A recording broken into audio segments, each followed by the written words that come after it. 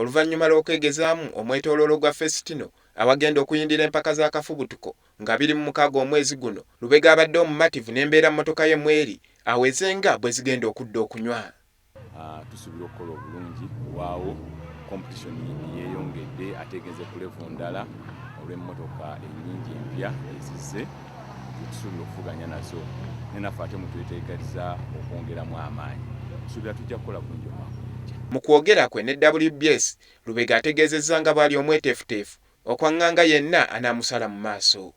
Gubadde mulungi naye twagutandika nga tulinamu obuzibuzibu bwensuubira nti bugenza okuggwerako nga buteredde, nti obuzibu bwali nga tulina obuzibu bwa gearbox ng'etufaako ng'enamu bwekola, naye bwe twamaliddeko omwaka nga ekyo nakyo kimaze kututereezezza nga tekyali buzibu gye tuli. Annyonnyodde nti newankubadde sizoni eno tebadde nnungi gy'ali, omwaka 2016 gugenda kuba gwa byafaayo ku ludda lwe.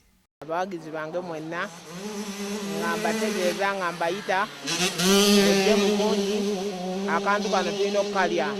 Ekyokubiri, mwamanya emmotoka yaffe yajja leeti ate n'emmotoka gye batwazise netujjamu laaleemu, naye tumanyi tujja kukola bulungi. Okufaananako ne Lubega, champiyoni w'eggwanga mu kuvulumula mmotoka mwaka 2014 Ronald Ssebuguzi agamba oluvannyuma lw'okutandika okumanyirira mmotoka ye ey'ekika kya Mitsubishi Evo 10 gye yafuna mu makkati ga sizoni wa kunoonya obuwanguzi ku lunaku lwa Boxing Day.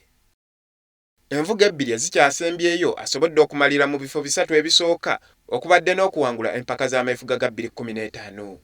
Abavuzi 26 be baakeewandiisa ng'okwewandiisa